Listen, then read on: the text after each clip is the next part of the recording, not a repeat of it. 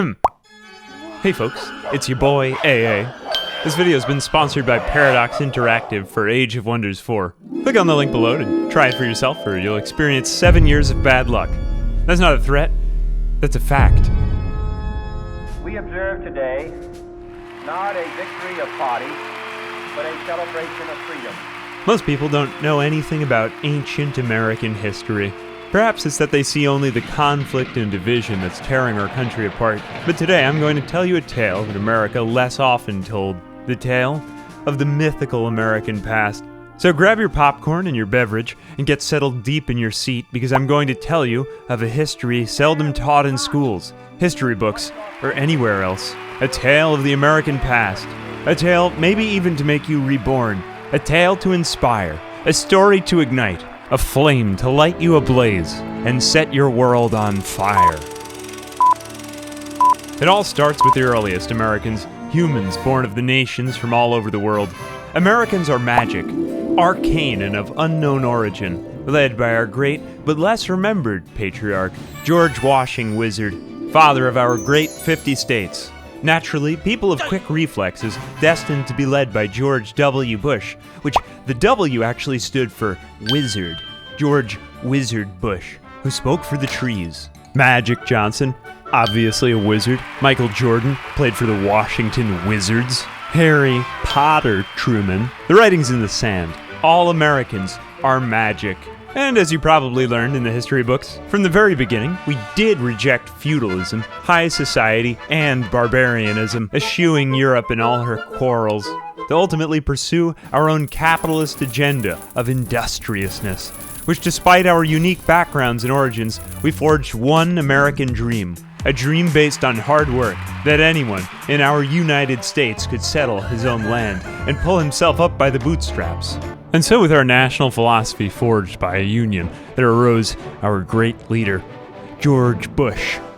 George Wizard Bush, the President of the United States. Wizard King from beyond, whose arcane powers would shape the futures of the Americans.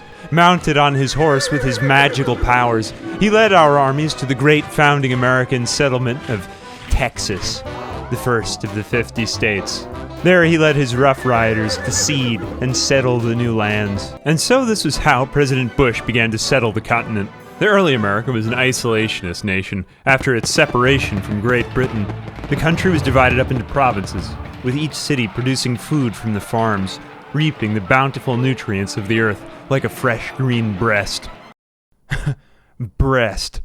As well as harnessing the industrial capacity of the woods around to add to our developing nation's production prowess, spreading our settlers into the adjacent lands like newly planted seeds, while the president and his band of Rough Riders conquered the uncouth and untamed savage lands around the civilized settlements. There were the halflings, small and aggressive people, but no match for President Bush and his stalwart companions, ogres and giant spiders. And so we explored the lands, killing almost everyone except when we met this intelligent cat man, to whom we offered this whispering stone to sway him as one of my vassals. Meanwhile, Texas grew and expanded with farms to grow our population, as President Bush, the Wizard King, led his armies on campaigns to tame the savage lands and befriend the local intelligent felines, of which there were several: fire dogs, golems, and women. The lands were home to all kinds of fantastic species, but perhaps the most dreadful of them all, Gloom Hooknail, queen of the goblinoids with a dangerously long nose, good for picking, and also apparently insulting people. And so the diplomacy of the 4X variety commenced. It was Gloom Hooknail and her bad attitude. She rated me as a negative 275. Cautious. I said nice things about her to make her like me, but then she just kept denouncing me by insulting me. Every time that she told me she didn't like me, she got even angrier, further justifying my cause for war. But being of a genial predisposition, I decided to just keep sending her money until she liked me. It seemed like a good plan, But this made her accelerate with the rate at which she kept telling me that she disliked me, making her even angrier and angrier until I ran out of money to give her, and then she just hated me. So I gave up and started improving Texas again. I swayed the Catman with my Whispering Stone, boosting my allegiance with my civilization points. I enchanted my scouts to see farther with magical spell of Crow Companion. And I completed a side quest to expunge the evil floating eyeballs from the frozen wastes to our north. After that, unexpectedly, President Bush experienced a random fugue event, recalling his time floating in the void, and how he erected wizard towers. Erected. Boosting the prolific efficiency of Texas to unimaginable levels. With the transformation of our president completed, we cast a magical spell to encase all the American warriors in solid rock-plated armor.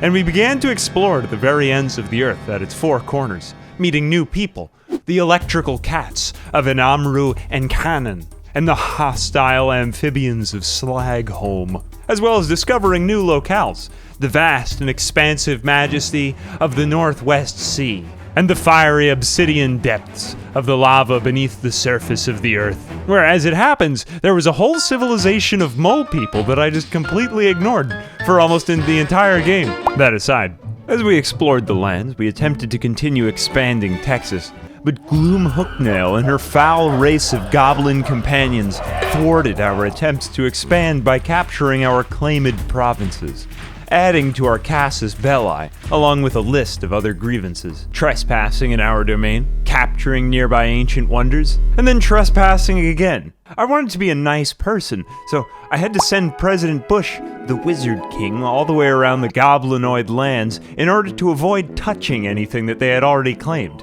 A task that was gargantuan and took a whole 9 turns of planned movements, carefully embarking into a ship and then back out of it and edging all the way around each of the purple hexagons.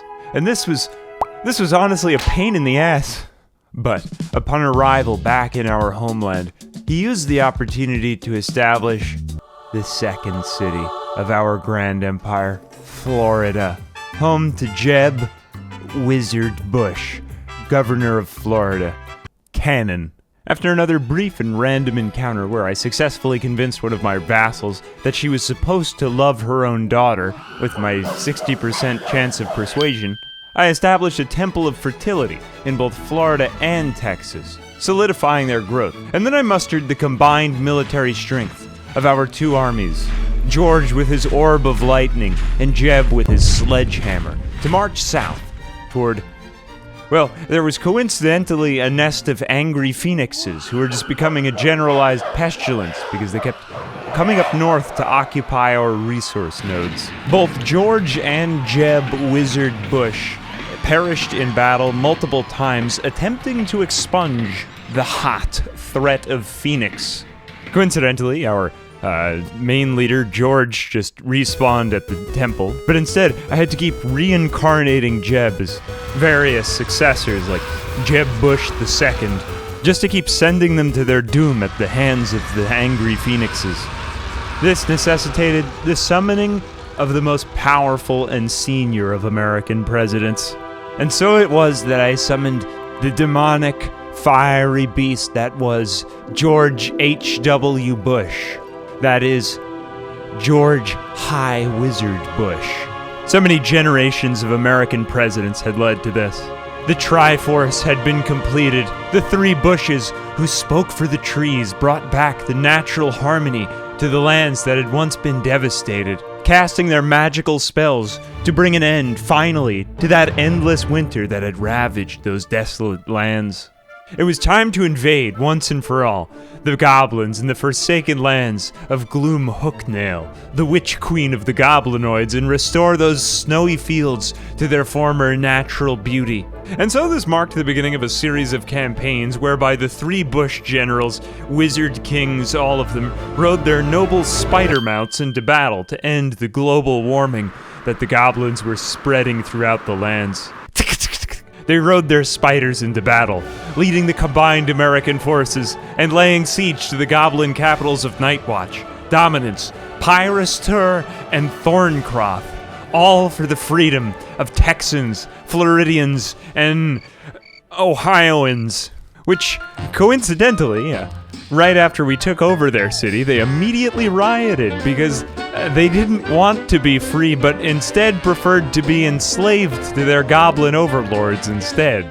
But that didn't matter. They had now the freedom to choose not to have freedom and just give it up. So that means we're the good guys. It's an allegory. After that, with the Goblin Queen dead and gone, there wasn't much left to do in the game. There were about 13 turns left, and I still had this massive army that was preventing my cities from developing economically because it was costing so much in upkeep, so I decided to sail across the sea to attack the capital of the army of humanoid kitty cat people. We destroyed it, but we couldn't conquer their empire because I just ran out of turns. Victory! Finally, George Wizard Bush was crowned with his rightful pointy wizard hat, and then he ascended into heaven. And that, my friends, is the true, factual story of the ancient American past. So now you know where we come from, though any relation to real-world, modern, or historical figures is entirely coincidental. Age of Wonders 4 is out now. If you ever imagine what it would be like to combine Crusader Kings and 4X games like Sid Meier's Civilization into a fantasy strategy RPG, then this one might be right up your alley. Honestly, I like it. Anyway, if you want to check it out, my link is in the description. I'm AA, a big thanks to my patrons and channel members who are magic. Until next time, my friends.